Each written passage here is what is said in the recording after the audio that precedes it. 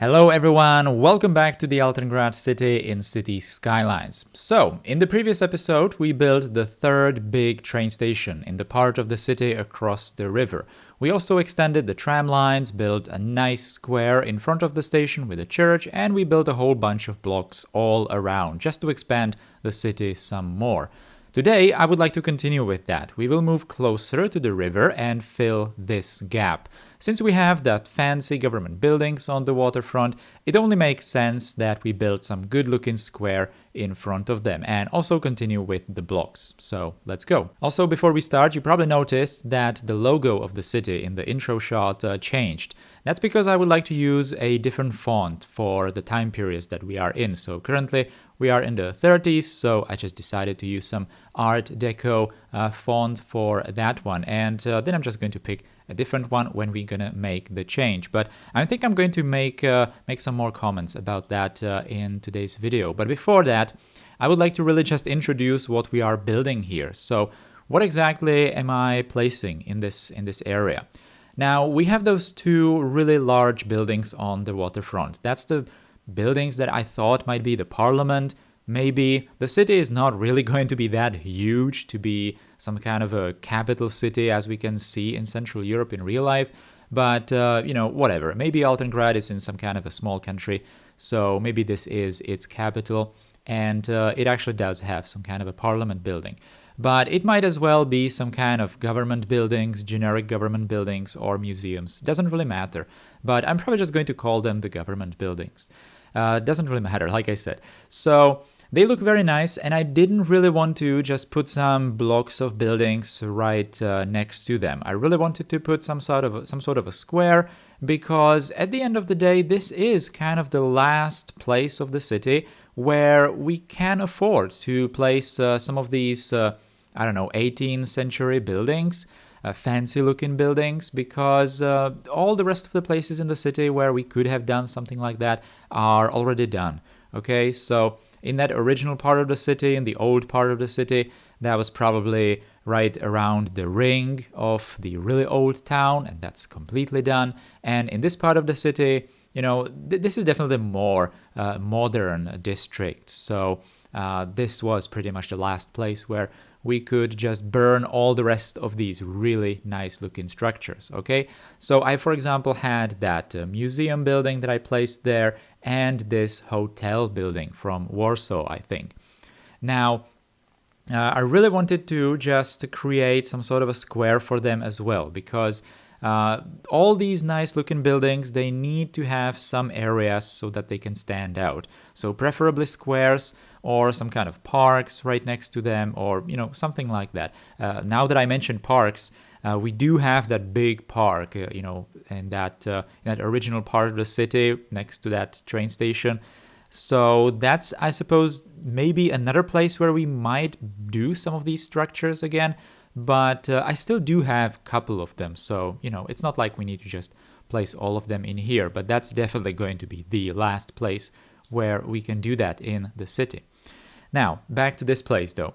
So the problem with this area in general is the elevation, because the train station that we did in the last episode is much, much higher. The elevation is just much higher than, for example, the water level in the river and all the buildings that are on the waterfront.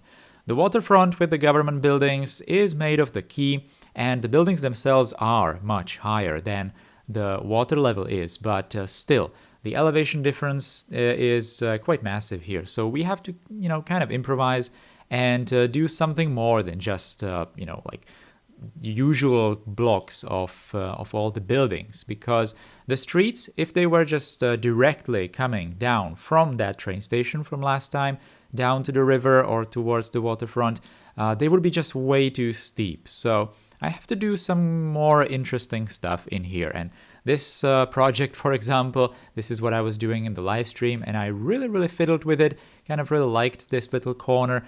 It's where two different levels of the streets meet, and I decided to build these stairs over here, kind of like a fancy T-shaped stairs that are aiming towards that like a hotel building. Now, also, when I was doing the hotel building, I used 3 different objects there, and That's the museum on the right, the hotel on the left, and connecting them somewhat, I used the, yeah, and I completely forgot the name again, just like in the game. I think it's called the arcades or something. It's like market arches, arcades, I don't know.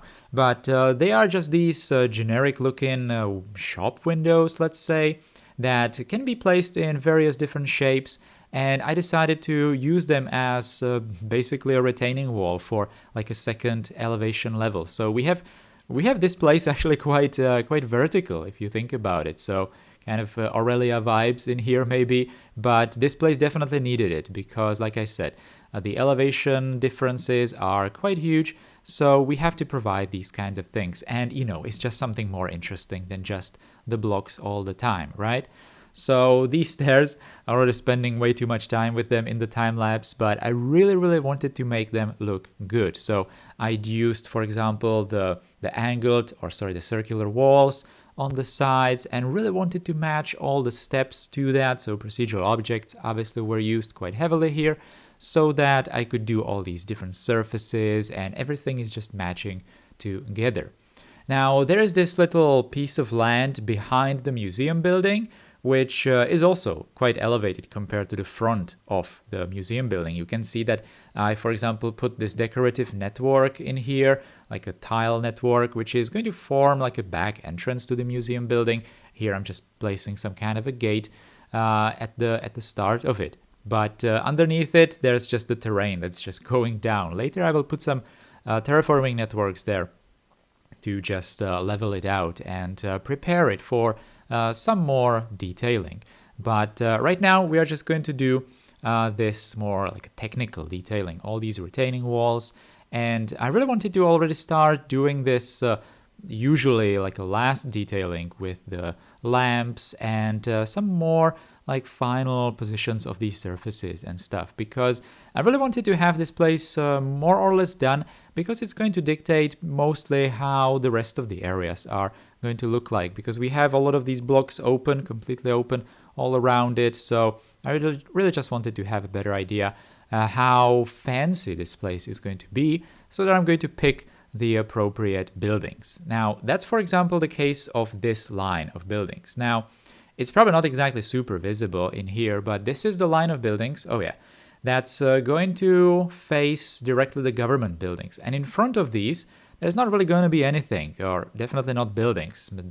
Maybe some trees, but no buildings. So these are going to be quite exposed, and it makes sense that they are very fancy looking, because usually these kinds of faces of structures were built so that they could be just displaying the status of the owners and stuff like that. And if you had some kind of a plot inside a block and people were just not really going to just look up at the facade too much, or not likely to, then why bother, right, with like a fancy facade or these kinds of ornaments on the very tops of the buildings. But this is not the case. These buildings are going to be very visible from all around. So I really wanted to pick structures that are very nicely ornamented and just detailed.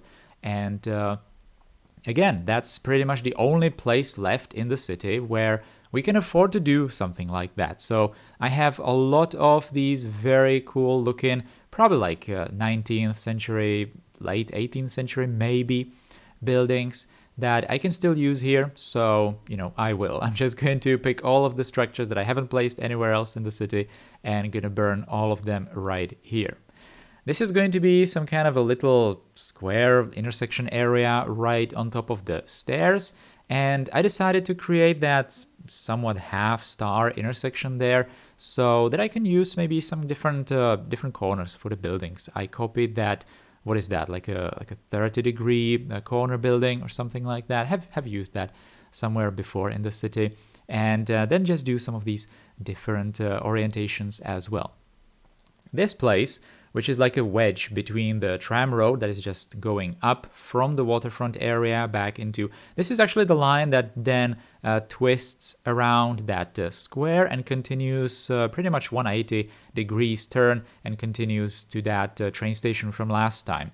I definitely couldn't afford to just make this tram line go completely straight up this hill from the government buildings up to the train station. The elevation difference like I said many times before, is just way too big and the trams would not make it. And this is just, more interesting, I think. So we have all these different elevations. These roads are just going up and down. It's really making things more spicy with the detailing later and just the geometry. It's just more interesting. Also, I'm doing some changes in here with all these roads because there were just too many open spaces in front of the government buildings. I decided to move the road slightly closer towards them and a bit align these roads so that it makes more sense. And also so that it opens up some of the spaces for this row of buildings. Now, this is a very important street for the entire city. This is probably going to be the commercial street of the city, something like what it's called in London. It's the Oxford Street, right? That's the shopping street. So this is probably something like that in Altengrad. This is going to be the most expensive shopping street of the city. It's facing the government building, or this might be the museum building. I'm not really sure.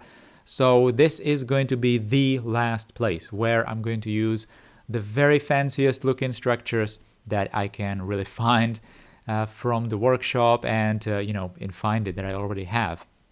So I was first putting some different structures there that I might have used before in the city, but then I decided that I really need to put some just the best of the buildings that I have. So I used those very modern buildings that are maybe built in the 20s or something, definitely early 20th century, and then some of the really good looking commercial, like actually commercial buildings in the game that I already had. Now, all of that is in this block. On one side of this block, we have that hotel building. The hotel building I decided to do twice, and I used it with the procedural objects because the building by default is completely white, even the roof. I guess that's how it looks in real life as well.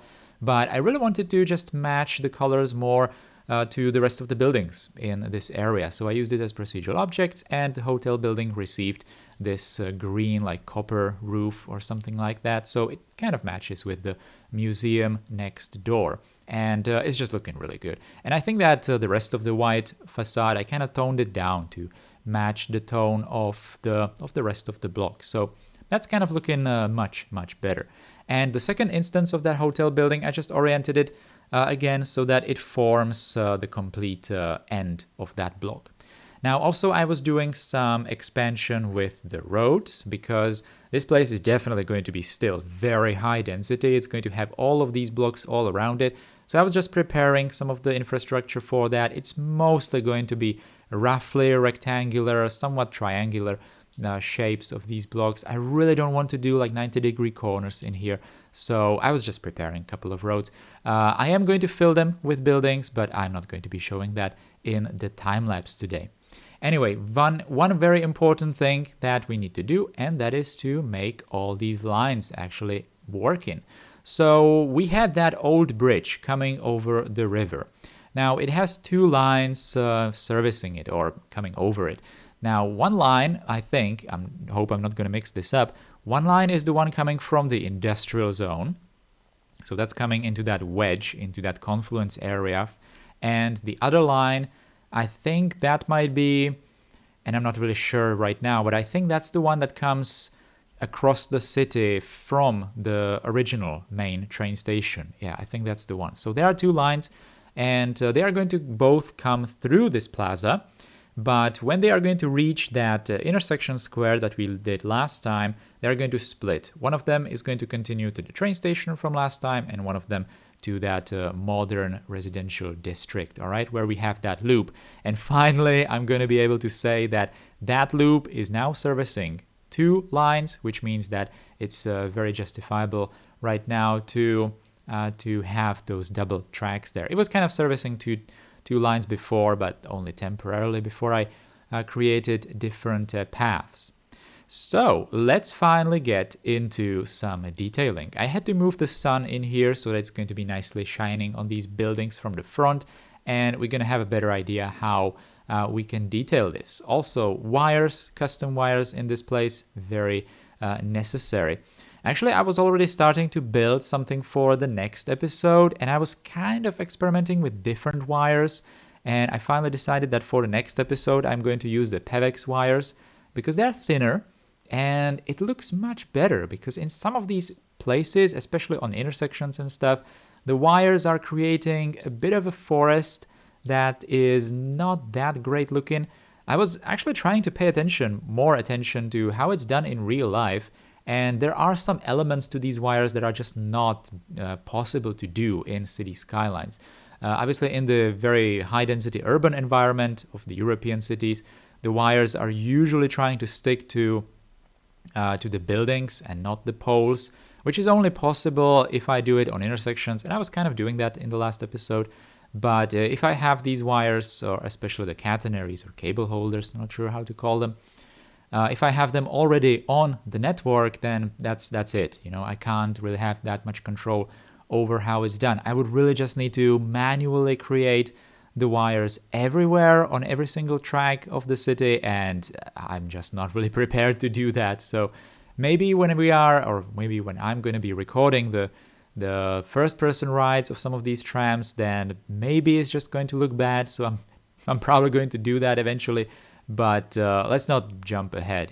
Right now it's kind of fine, so maybe I'm just going to keep it as it is. And also the reason why I used the PEVX wires in the next episode is, well, yeah, they are just slightly thinner, so it looks good. But then again, the transitions to the already existing wires is just not that great, because the existing wires, the vanilla ones, the ones made by Akruas, they are much thicker, or, well, they are just the same thickness as the vanilla wires. So that's kind of, how it needs to be. So it's a bit of a struggle with these wires, but at the same time, it's still much better to do them this way compared to the vanilla wires. How would they be on the intersections, just completely going off the tracks? That would be just terrible. So at least we have that. So it's not exactly possible in city skylines to just do some elements completely realistically, at least in some reasonable time. I still need to build the rest of the city and not just do the wires. All right, so those were the wires. Kind of talked about it longer than I wanted to, but now let's get back to the detailing. So we have these different levels, and we need to definitely do some different surfaces on them. So it makes sense that on the middle level, this one, which is bordered by those arcades, the shopping windows, that's where I'm going to put some different tiles. And it makes even sense because that's nicely bordered by the decorative network on the one side, the arcades on one side, obviously, as well. So that's a perfect place. I finally decided to not use those white tiles that I originally wanted there, but I went for these very nice looking, like red and gray something colored tiles.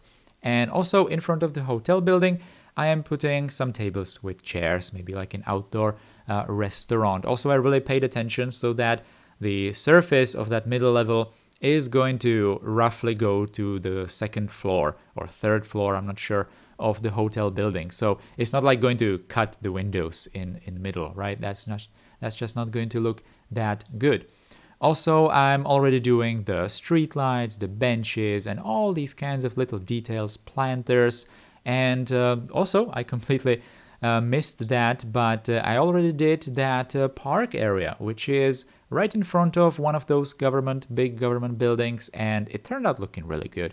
At first, I wanted to maybe put some also detailing in there, like plaza detailing surfaces, but that place is, not even very, because on one end you have that government building, which is kind of flat, but on the opposite side you have that tram road that just goes up into the upper district. So that would be impossible to put some kind of detailing there, so I just put some paths through the area and turned it into a park, which definitely benefited this place because it just put something green here, right? Also, one very important thing, I'm using the tram road that has that green insert for the tracks, which is not exactly looking realistic in this time period. So, or, well, just not good, I guess. So I decided to use these decorative networks. Now, these are made by Akruas. Again, they are the same texture as the road. That's also made by the same author. And with the node controller, I can just make it thinner So just fit it under the tracks, and that's looking really, really good, and it's very easy to work with that. I know I should not be using networks to decorate all that much, because it's probably going to bite me in the butt later when I'm going to be expanding the city and running into the limits of networks. But hey, it's looking good right now. So, my future me is going to deal with that issue. Also, making sure that all of these places are nicely functional for pedestrians. And that's very important, especially in this place, because this entire area is going to be a very important connector for pedestrians between the train station area and this waterfront area. The stairs are going to be very busy. They're going to be heavily used. That's why I already made them kind of wide. And even the stairs on the side of that museum building, I'm going to also make slightly wider. And you're going to see that in the cinematics, how people are nicely using that. Now, what is this? I'm not really building anything in the city, so what am I doing? Well, this is kind of what I was advertising in the previous episodes, how on the side of the episode, I'm just going to start doing something on the rest of the map, on the edges of the city, and this is kind of the start of it. So we had 2 rivers on the map, and I really like it. I really like how the confluence area just turned out to be, but the geometry of the rivers itself, that's not exactly ideal on the map regarding the train infrastructure, roads, or future expansion of the city that I have in mind. Because the rivers were kind of going towards themselves, like very close, and then they were diverging again, and finally like creating this like an eye in the center of the map with the hill, and then finally joining. But I didn't really like that. I really wanted to move this river further away from the other one, and it's going to allow me to do some different projects that I have in mind, and the farmlands and all those kinds of things. So I decided to do that. Now also in that very center of the map where we have that donut shape, this one, I decided that I'm going to flatten it. Well, not completely flatten it, just move it slightly lower, because there was a hill that was kind of tall, but I really wanted to just move it lower because I do have some plans for future expansion of the city in that direction. Now, this piece of land between the 2 rivers is going to be the first place where I'm going to start doing the farmlands and all the outside infrastructure and even some of the villages outside of the city. Now, this is a major problem in the series, I suppose, because I really want to do the entire map so it's kind of believable. It's not just the city that's done and then there's like a vanilla stuff all around it, But at the same time, I just don't want to spend that much time doing these outer edges of the city. I really don't. I don't even want to do the really low density areas right on the edges of the city, let alone these like completely countryside places. So I decided to do this really, really quickly. Only do these villages super simplified. I'm just going to put a couple of these buildings. I just copy pasted my palette of low density houses here, and I'm just copy pasting some random stuff here and there. This particular village I kind of wanted to fiddle with a tiny bit more than I would like, because that's this is going to be very important. This intersection is going to be very important. Right now this is one of the major entrances into the city. In this time period, we don't really have highways yet in Altengrad. I know, I could realistically already have them. German highways were already a thing in this time period. I know many people wrote me that, but I don't really want to do them just yet. I want to keep that for some later decades. Right now, I just want to do these country roads. I chose this particular network because it kind of stands out in the terrain a bit more with the white color. And then I'm going to do just some dirt roads here and there, kind of partitioning this area to prepare for the farmlands. Very important stuff that I need to do are the railways. So the railways are right now just randomly coming towards the city, bringing some cargo and passengers here. But this is the first railway, actually not used right now, but this is the first railway that's going to have a final geometry to it, okay?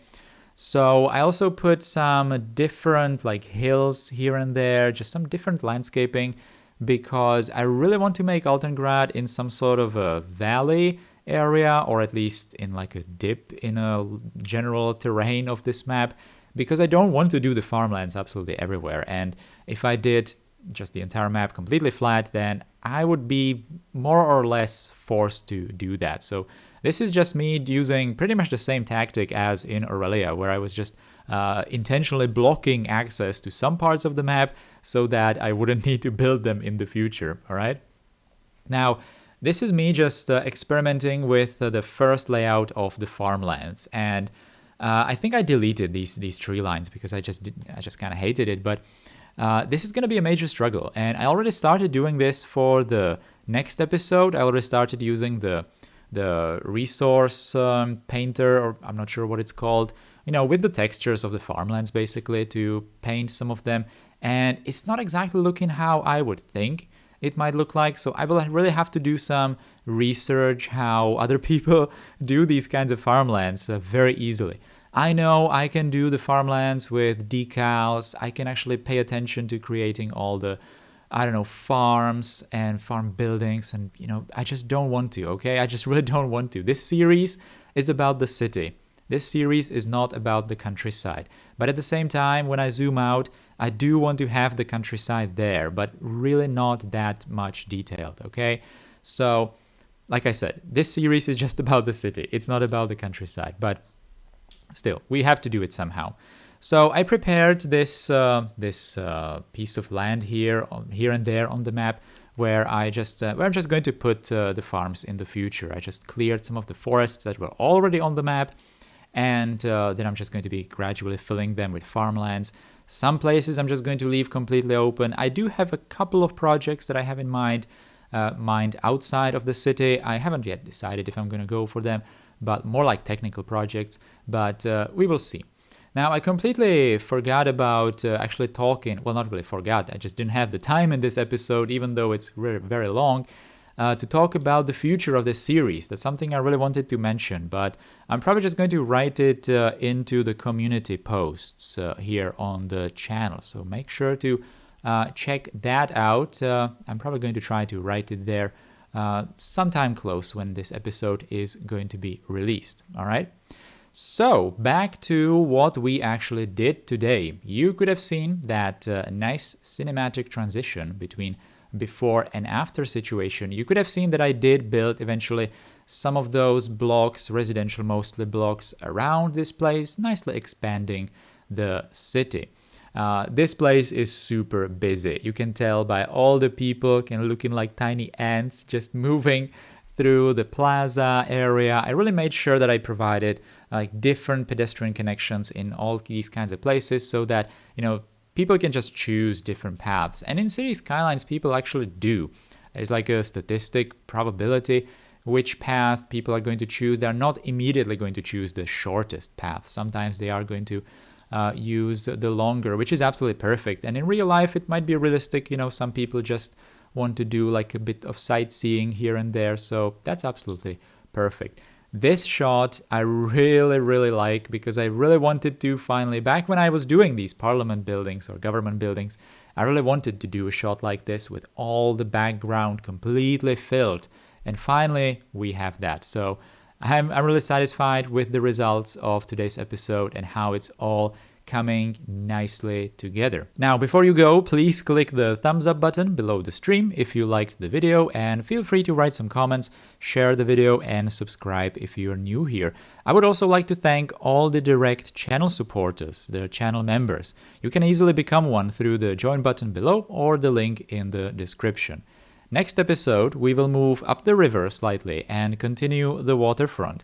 Right where that old bridge is. We will do some Renaissance and Baroque stuff once more. And we will also build like a market square with trams that are coming from the bridge and continuing in this fancy stuff that we built today. So stay tuned for that. That will be all for today. Thank you for watching. Take care and goodbye.